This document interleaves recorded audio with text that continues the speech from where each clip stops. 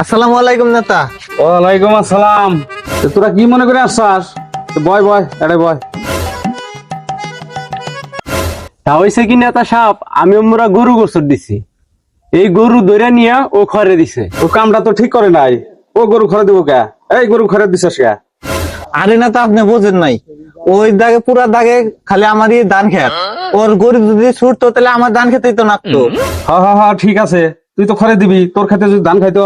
আরে নেতা ছোড়ে নাই তো। হা হা হা, তাই তো, গরু তো ছোটে নাই তো আর। আরে নেতা, যদি ছুটতো। তাও তো কথা ঠিক কইছাস, যদি ছুটতো। নেতা আপনি ওর মিউ কান্দে হইছে হইছে, আমার মিউ কান্দে হইছে হইছে, আপনার বিষয় আমরা মানি না। আমরা আঙ্গের বিচার আমরাই করবো, আপনার মতো নেতা নাকবো না। যাও দেখি আরে কোনকার নেতা পাও। নেতা সব বাংলাদেশ থেকে চলে গেছে গা, আমি তো একমাত্র নেতা আছি বাংলাদেশে।